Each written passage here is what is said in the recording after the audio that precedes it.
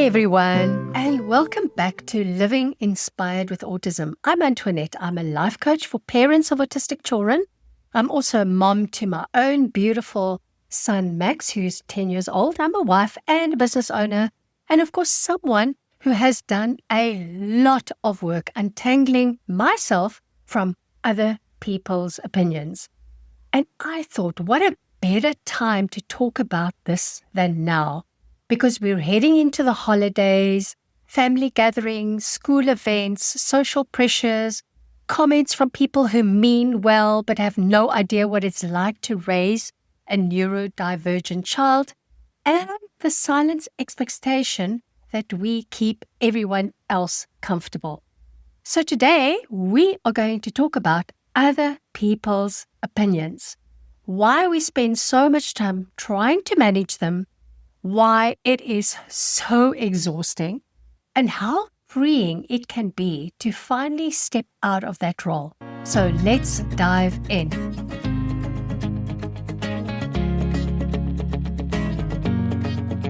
So many of you, and honestly, so many humans, spend your lives trying to control other people's opinions. And guess what? It never works. But we try, don't we? We try to keep our kids calm in public so that we don't get judged. We try to be polite and agreeable and helpful. We dress up, we smile, we host the perfect lunch. We manage everyone else's emotions so they won't think anything negative about us. We think if we behave just right, or if our kids behave just right, people will think lovely things about us. But you can be the warmest, kindest, most generous peach on the tree, and someone will not like peaches. And sometimes that someone is standing right across from you at Christmas lunch. You can be the juiciest peach, the most sincere peach, the peach who arrived with gifts and homemade salad, and someone will still have thoughts about you, thoughts about your child, thoughts about your choices, thoughts about your parenting. And none of those opinions are actually about you. They're about their brain, their beliefs, and their experiences. That's the hardest part. You never controlled their opinion in the first place. So now I have to tell you, I actually do like peaches. So I'm going to pick something that I don't like, which is cucumbers. I personally do not like cucumbers at all. In a salad, ugh.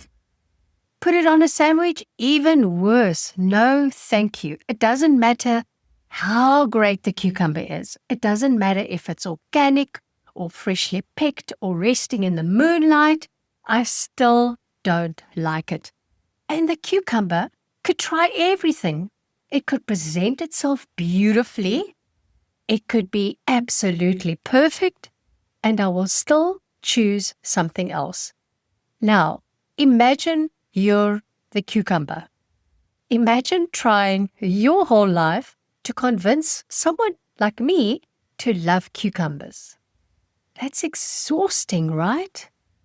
And this is exactly what so many of you do with other people's opinions, especially family members, old friends, parents from school, strangers at the shop, and sometimes even doctors and therapists who only see a snapshot of your life.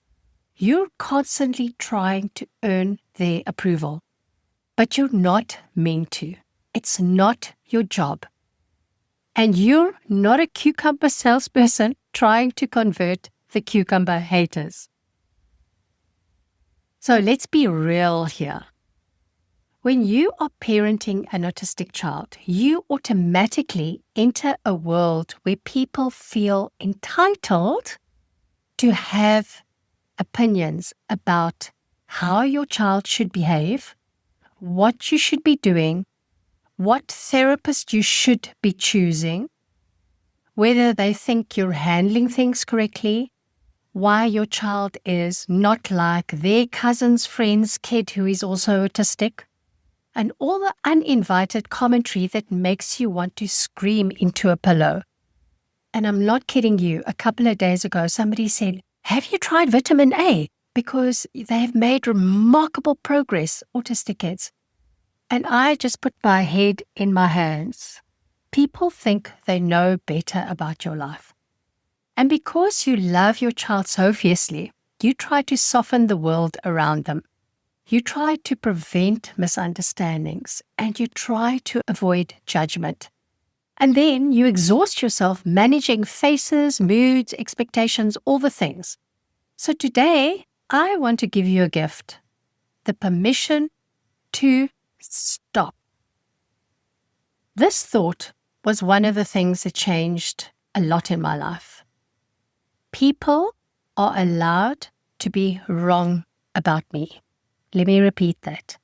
People are allowed to be wrong about me.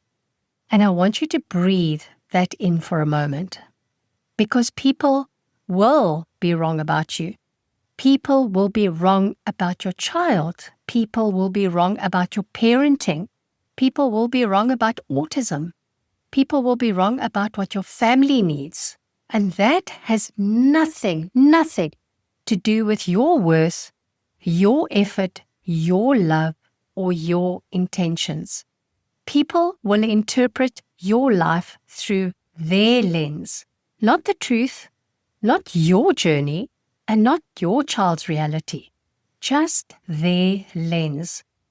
So if people are going to misinterpret you anyway, why not just free yourself from managing their thoughts? Let's talk about the holidays. It's such a beautiful time and such an Olympics of unhelpful opinions. You know the ones. Is he always like that? Have you tried this diet, vitamin A, this therapy, this method? When I was raising kids, we didn't allow that. Are you sure you should be playing on the iPad all the time? Maybe he just needs some more discipline. She'll talk when she's ready. Have you ever taken her to the right doctor? You're too soft. You're too strict. He's spoilt. She's shy. He's rude. She just needs to try harder. And depending where you are emotionally that day, those comments can land like those freaking tiny little daggers. But this is what I want you to know. You are allowed to reject their opinions. You are allowed to internally say, "No, thank you. That opinion is not for me." You don't have to absorb them. You don't have to defend yourself. You don't have to justify your choices. And you don't have to give a TED talk on autism at the dinner table. Sometimes the most peaceful response is a smile and a change of subject. Sometimes the most empowered response is silence. Sometimes the most loving response for yourself is boundaries. There will come a point where you have to ask yourself, whose opinion matters most in my life? Your mother's, your aunt's, your neighbor's, the stranger giving you that look in the supermarket, your child's teacher, your ex-partner, people on Instagram, or your own? Because your self-opinion is weak, every outside comment feels like confirmation that you're failing. But if your self-opinion is strong, everything shifts. Think of someone that you love deeply, your partner, your child, a friend, someone whose goodness you know intimately. If someone said, "I don't like him," you'd think, well, you just must not know him. He's incredible. You don't second guess their worth. You don't crumble. You don't spiral. Now imagine feeling that way about yourself. Imagine someone criticizes you and your brain naturally goes to, "That's okay. They just don't know my heart. They don't know me very well." Imagine trusting yourself in that same way. That, my friends, is freedom. And many of us grow up believing that being a little less will make us more acceptable, a little quieter, a little easier, a little bit more patient, a little less emotional, a little more agreeable, a little bit more perfect. But dimming yourself doesn't make people like you more. It only makes you like yourself less. When I look back at times I made myself smaller so that others could feel more comfortable, I realized something important. The only person who lost was me. And when I finally started showing up as the full version of myself, bold, honest, messy, sometimes intense, full of dreams, full of opinions, full of purpose, the right people found me, and your people will find you too. But they can't find you if you're hiding under the weight of other people's expectations. Your life already includes sensory overwhelm, unexpected behaviors, judgment, misunderstanding, advocating constantly, school meetings, strong emotions, less sleep, more planning, daily resilience. You do not need to add making sure everyone approves of me to your list. You are already carrying enough. So here's something powerful to consider. Your child needs you to value your own opinion more than anyone else's. Autistic children feel energy. They feel when their parent is anxious around judgment. They feel when you're trying to manage the room. They feel when you're trying to make them acceptable to others. The more grounded you are, the more grounded they become. Your self-trust helps them trust themselves. So I have a couple of questions that I want you to take into the holidays. What is my opinion of myself right now?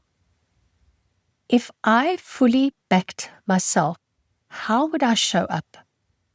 Whose opinions am I carrying that are too heavy for me? Who do I want to be for my child in those moments of judgment? What if I simply let people be wrong? Let them misunderstand you. Let them misunderstand autism. Let them think whatever their brains want to think. You are not here to rearrange their thoughts. You are here to live your life and love your child fiercely. And I want you to come to a family gathering and not bracing yourself. Imagine sitting at the table and not scanning for judgment. Imagine your kiddo is stimming and scripting and flapping and pacing, whatever they do, and your body stays relaxed. Imagine knowing in your bones that you are a wonderful mother or father. Imagine someone offering unsolicited advice and you simply smile because your opinion is louder inside your own mind. Imagine you walk out afterwards so proud of yourself. This is possible. It's not about pretending you don't care. It's about deciding your opinion gets first priority. So as we move into the holidays, my wish for you is simple. May you release the weight of other people's opinions. May you remember how strong and capable you really are. May your home be filled with compassion for yourself and for your kid. May you trust yourself more deeply than ever before. And may you walk into every room knowing you do not need to earn your worthiness. You already are worthy. So if this episode spoke to you, if you're tired of carrying everyone else's expectations, if you want to build emotional resilience, if you want to parent from confidence instead of fear, I really want to invite you to join me on my year-long one-on-one VIP coaching experience. We work together so closely, and I help you regulate your nervous system, build a deep energetic connection with your kids, reduce overwhelm, grow your confidence, create a life that you genuinely love outside of autism. And if you want the support from someone who truly understands your journey, send me a message or book a consult. You deserve care too. Links will be down in the show notes. Thank you for being here with me today, and I hope you have the most beautiful week, my friends. I'll talk to you next time. Bye for now.